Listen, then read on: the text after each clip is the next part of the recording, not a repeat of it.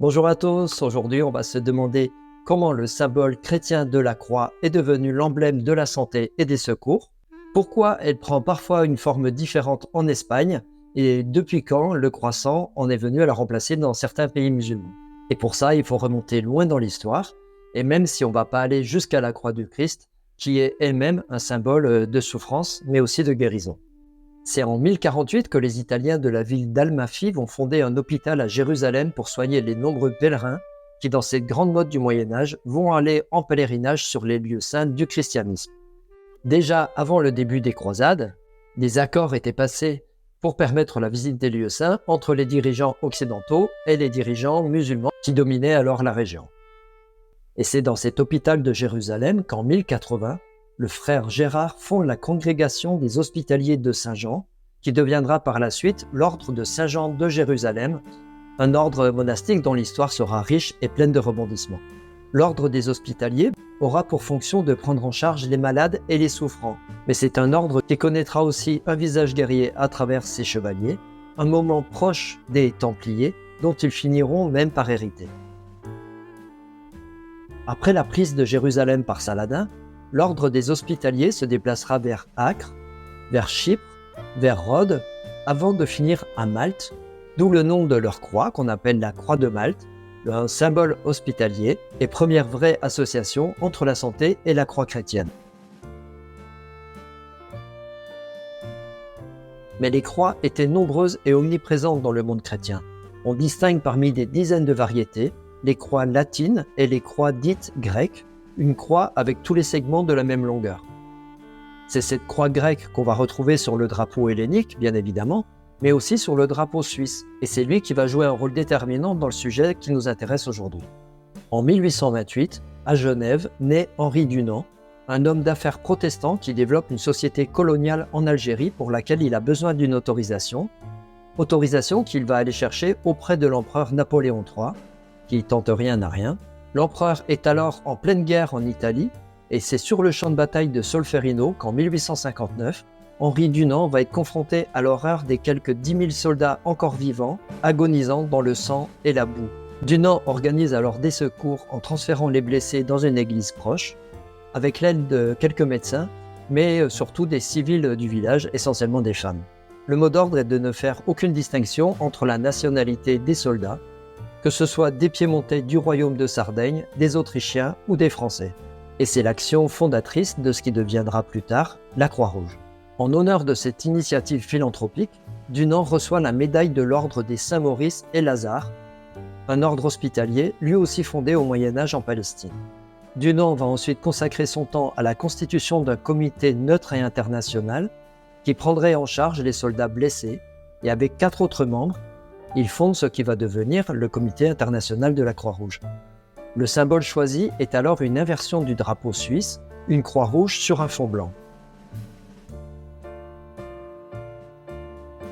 On retrouve aussi Dunant à l'initiative de la création des conventions de Genève qui utilisent la même croix rouge. C'est ce Henri Dunant qui a donné son nom à la grande avenue de Bangkok qui passe devant la Red Cross Society, où on peut toujours voir l'emblème original de la Croix-Rouge en Thaïlande, une croix rouge avec un unalome dessus, duquel j'avais parlé ici. La proposition siamoise d'intégrer un logo particulier n'a pas été la seule à avoir été refusée par le comité de la Croix-Rouge. Parmi elles, on peut trouver des propositions japonaises, afghanes, indiennes, égyptiennes et soudanaises, libanaises, congolaises, syriennes ou zimbabwéennes. On a même un svastika rouge, qui était l'emblème d'une organisation humanitaire chinoise fondée dans les années 30 et qui a été très active lors du massacre de Nankin, perpétré par les Japonais. L'Empire ottoman, lui, continuait de refuser cette croix rouge qu'il considérait à juste titre comme un symbole croisé.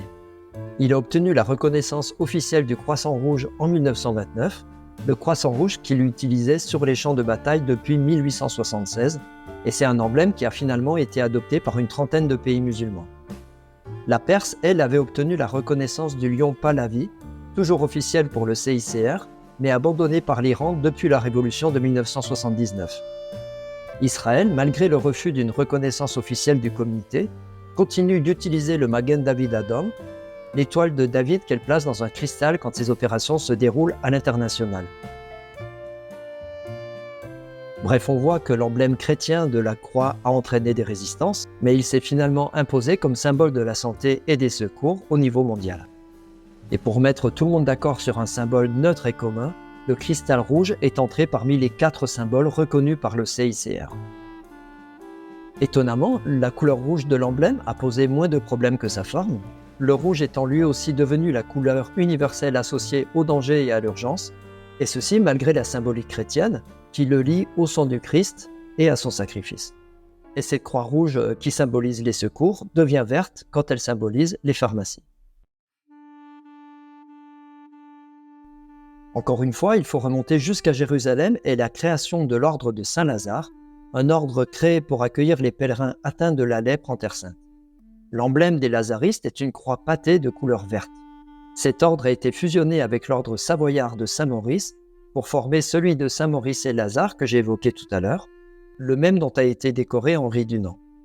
Henri Dunant avait par ailleurs, à la suite de la création de la Croix-Rouge, fondé la Croix verte qui a été abandonnée après la Première Guerre mondiale.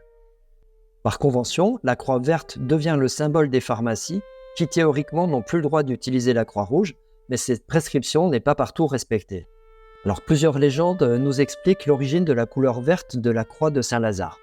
La première concerne Baudouin IV, un roi de Jérusalem touché par la lèpre, qui aurait vu en rêve la Sainte Vierge accompagnée de Saint-Lazare lui-même, brandissant une croix verte censée le protéger pendant les batailles. Une autre légende nous parle du chevalier Gismond d'Arcy, lui aussi lépreux, qui a participé avec Baudouin IV à la bataille de Montgisard en 1177 contre les armées de Saladin. Pour protéger le roi Baudouin cerné par les ennemis, il s'est sectionné un bras purulent avec sa hache pour le lancer aux Sarrasins. Ceux-ci, effrayés, auraient abandonné leur bannière verte avec laquelle Gismond aurait confectionné une croix cousue sur son manteau. Au-delà de ces légendes douteuses, on a une attestation historique, celle de Siegfried de Flath, qui en 1314 rédigea une règle prescrivant aux chevaliers de Saint-Lazare de porter sur le devant de leur habit une croix verte carrée. Mais cette couleur verte a finalement plutôt une signification spirituelle, puisque le vert représente l'espérance, comme le rouge représente la charité et le noir la foi. Mais toute verte qu'elle est, la croix pâtée des lazaristes est assez différente de l'emblème des pharmacies d'aujourd'hui. La croix pâtée, appelée ainsi parce qu'elle fait penser à une pâte animale, a la particularité de voir ses branches se resserrer en son centre, et elle est déclinée en de très nombreuses versions avec des branches plus ou moins courbées et des côtés plus ou moins rentrants. Et de façon surprenante, dans la péninsule ibérique, mais surtout en Espagne, on trouve comme emblème pharmaceutique, en dehors de la croix grecque classique, une croix pâtée verte à bord droit, plus ou moins carré, plus ou moins incurvé, mais jamais avec les bords rentrants.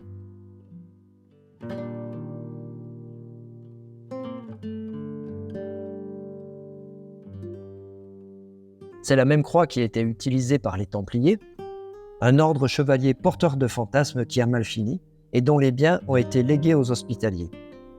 On pense même qu'après la chasse faite aux Templiers, les Hospitaliers en ont accueilli pas mal chez eux.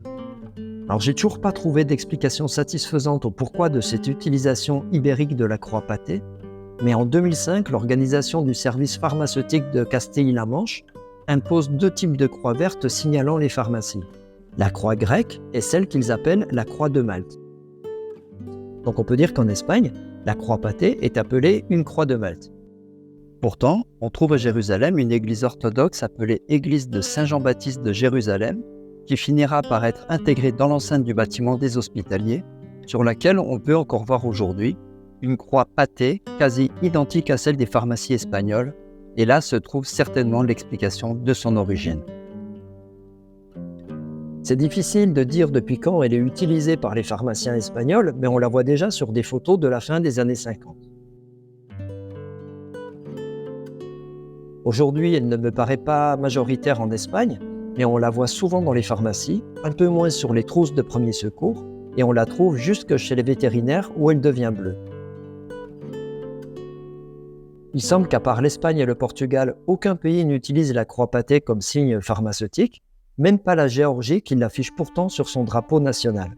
On va bien sûr trouver d'autres distinctions des emblèmes pharmaceutiques dans le monde non chrétien, mais partout il se fait avec beaucoup moins de virulence que pour la Croix-Rouge des secours.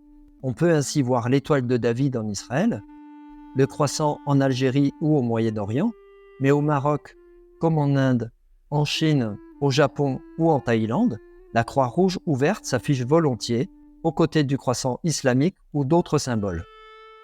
Parce que dans de nombreux pays, la croix verte n'a pas encore supplanté les emblèmes traditionnels de la pharmacie, que sont la coupe d'Iji et le mortier pharmaceutique, que ce soit en Iran, en Arabie Saoudite ou en Afghanistan.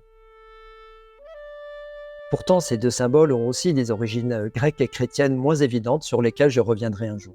Donc, pour faire une synthèse, on peut dire que la croix de la Croix-Rouge, bien que trouvant ses racines dans celle des Hospitaliers, est bien inspirée de la croix grecque du drapeau suisse, que sa couleur vient d'une symbolique chrétienne liée à la couleur du sang du Christ et à la charité, et que la croix des pharmacies, tout aussi grecque, tient sa couleur de celle de la croix de Saint-Lazare, et que sa variante ibérique est inspirée des croix des ordres hospitaliers, qu'ils soient chevaliers ou non. Voilà pour ces histoires de croix. Merci d'avoir suivi cette vidéo jusque-là. Merci de la partager, de la liker, de la commenter. Et on se retrouve très bientôt pour un tout autre sujet. Bye bye.